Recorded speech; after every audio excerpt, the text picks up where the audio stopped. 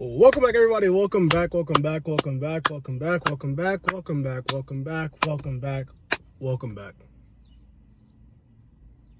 We're getting fucked by physics. Guys, holy shit. Physics is hard.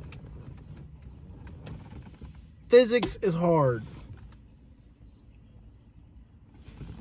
For those of you who don't know, my name is Trayvon, and I walk you guys through all of my life experiences, philosophies on success, motivation, inspiration, and mindset to be successful and self-actualized one day. And I am currently getting bent over and raw dogged with no lube by Physics 1, so that hopefully one day I can become a very successful psychiatrist and work with children. Possibly adults. Not really gone on the idea of working with adults as much, but psychiatry is what I eventually want to be, along with other things such as an entrepreneur, and I want to be an author. I want to write a book or two or three or four, and I want to be a great person, friend, husband, all that and more on the next episode of Trayvon Getting Bent Over by Physics. But yeah, we're in physics, and we are 1 week from exam 3 and 3 weeks from the final exam. I'm barely hanging on with a 69. If we can round up to 70, it's like 69.97, which is a 70, but it's not, because some professors will round up and some will say, nah, I used to have a 69. But I'm still showing up to the class, because I could have dropped the class after the first exam when I got a 42. And then I realized, maybe that's not the best decision, because maybe you'll pass it at the end.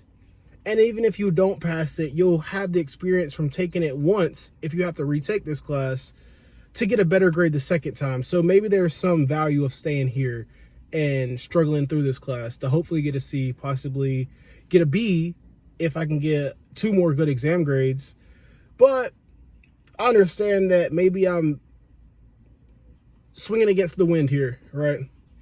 I'm trying to hit a home run, and I'm using a stick, not a bat, right? So it's a little difficult right now. And I actually just got out of physics. And you guys don't care, but I'm about to play golf. One of my favorite rituals on Tuesdays or Thursdays, it seems like this semester, is being so utterly lost in physics and then going to play golf, because that sucks and we can't have a day like that. So we go play golf and make it better, and then shoot 75. Not really. We'll go shoot probably, what's my golf? Out of 9 holes, let's assume par is 36. I'm shooting 54. Is probably where we'll average me at right now. 54. So I'm not the greatest golfer, but we're getting there too. So this video is about sticking with it, staying there, when things get hard. And not necessarily just physics, just life in general. Like, there is some value to staying when things are hard. And I was thinking on the drive here to my apartment that my dog never knows I have a bad day in class. My dog never knows that I don't know what I'm doing in chemistry. Or he doesn't know that I'm getting my ass kicked by physics. But what he does know is I come home and I take him out and I feed him and I hug him and I kiss him and I tell him I love him and I play with him. And I guess that goes back to being like a good person, a good father, a good man. It's like, I've seen videos like this, like, even when I was struggling, my children never knew I was struggling, because not that it's bad to let them know, it's just that your demeanor, your expression, you don't take out your life frustrations on others, or especially the ones you love. And so I was thinking about that, because I'm getting my ass kicked by physics, but my dog doesn't know. Like, maybe there's more important things in my life than, oh, I'm struggling through physics. Like, when I come home, my dog's happy to see me. And one day it won't be my dog Paco, it'll be my family, maybe my wife and kids. Like, okay, but daddy's home, right? And so, like, I feed him. He never goes without, like, even if I have a bad day at work, say I have to cuss a manager out at work, or have to cuss someone out at work, or someone's cussing me out at work, I never come home and like, oh, damn, my dog doesn't eat because I had to cuss someone out. Like, no, he still eats. Like, there's other things to worry about than if I had a bad day at work or something like that. And so just being able to provide and stick with things, that's what I'm saying here is, it's a twofold thing right here.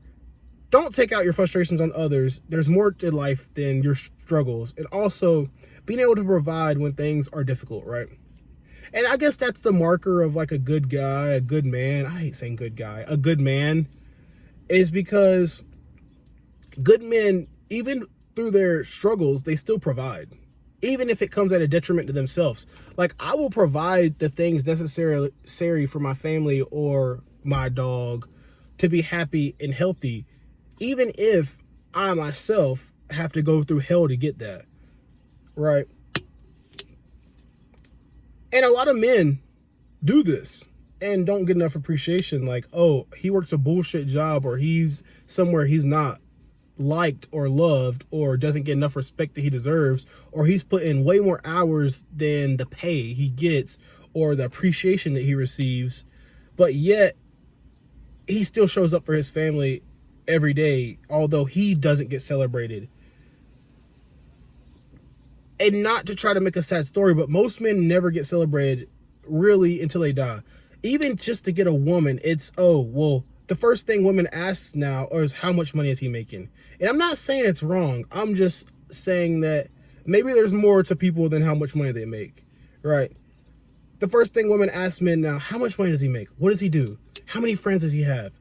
Oh, what's he doing Friday night? Is he out having fun? Because I don't want to live a boring life.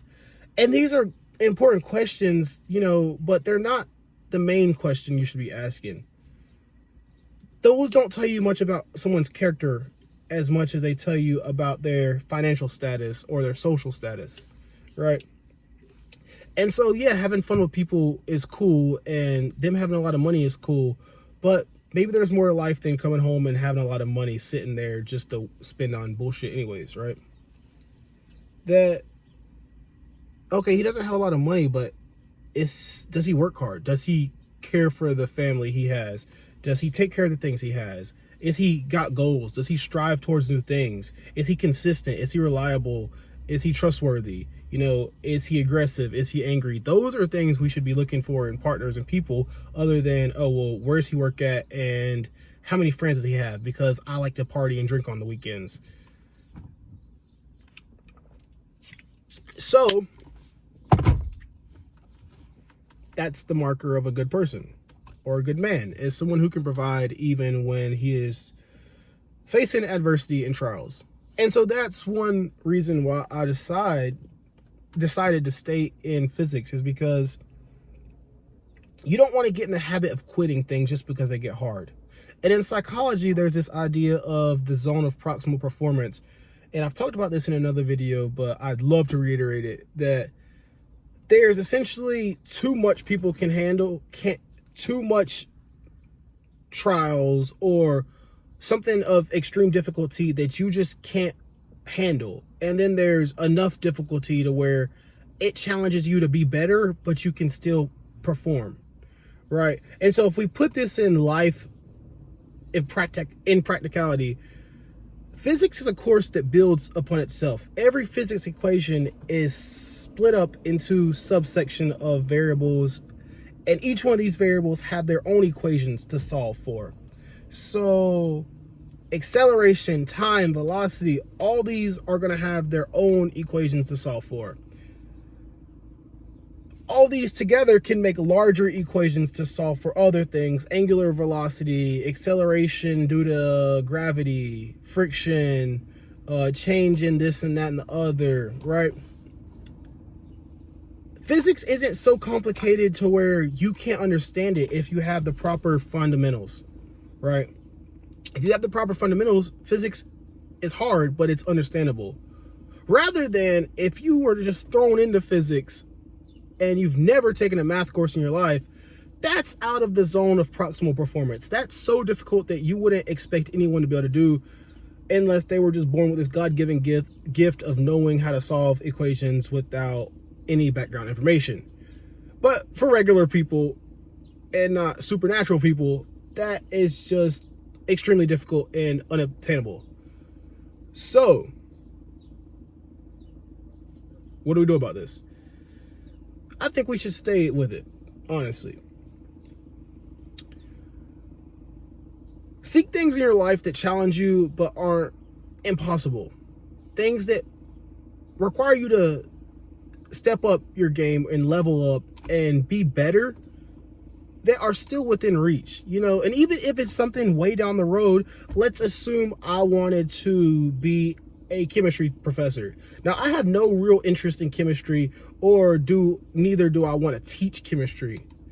But is that something obtainable in my future? Yes.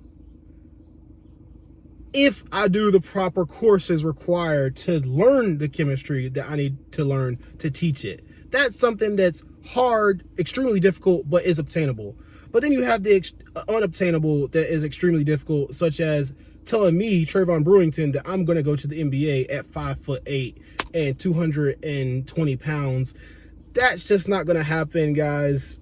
Although I might be semi-decent at shooting a basketball, or maybe I've learned some drills or dribbling techniques to make me better at basketball, at 5'8" and 220 pounds, that's not a real possibility.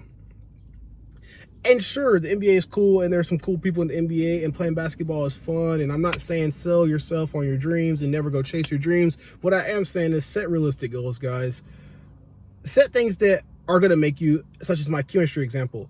I would have to step my game up in chemistry. I would have to take more chemistry classes. I would have to do X, Y, and Z, but eventually I could become a chemistry professor. Now, that's not the goal, guys. I want to be a doctor and I want to be a psychiatrist again. So I have to do X, Y, and Z in the direction of medicine and becoming a doctor. And physics and chemistry are in the X, Y, and Z category, such as clinical hours, bio courses, other forms of math, prerequisites, English, internships, resident hours, and 4 long years of med school. But it's obtainable. As always, guys, like, subscribe, comment down below. I'm Trayvon, and I had fun making this video for you. Subscribe up here, watch this video, watch that video, and someone's gonna get hit. Peace out.